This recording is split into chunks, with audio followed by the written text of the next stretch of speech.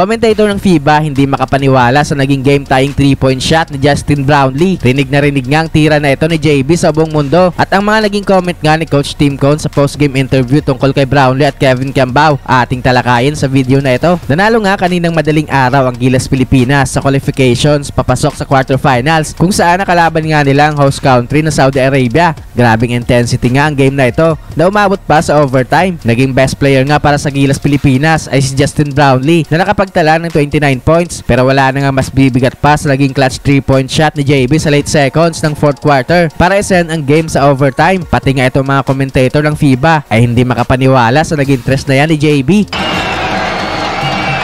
Brownlee gets it off. He makes it! He makes it! 3.7 seconds left.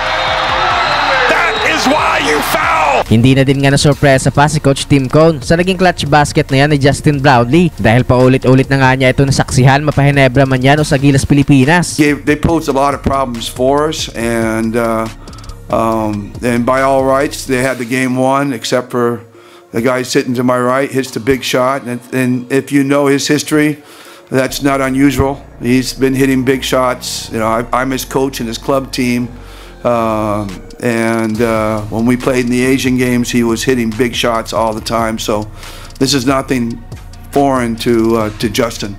Hit that big shot, and then we came out and played very well in the overtime. Bukod nga kay JB ay step up din nga sa game neto si Kevin Cambao. Nakapagtala naman nga ito ng 17 points sa game. Naging malaking tulong nga sa kanilang panalo ang naging dalawang 3-point shot ni KQ sa overtime para secure ang panalo ng Gilas papasok sa quarterfinals. Wala nga ibang masabi si Coach Tim Cone kundi puro positive sa naging performance na ito ni Kevin Cambao. Kevin is not afraid of the moment. I think that's the best way to describe Kevin. He is, you know, nothing's too big for him, and he'll play big. He'll play the same way, whether he's playing here in the Asia Cup or if he's playing in the Barangay League. You know, he's just got that kind of personality. He's going to bring it all the time, and he's not going to be afraid to step up and take the big shot when when it's presented to him. And that's not always the case with a lot of players, and that's what makes him special. And you know, we're still learning a lot about Kevin because he is the young gun on the team. You know, he's I think the youngest player. I'm not sure either him or Carl, but they're both the same age, and he's our youngest player.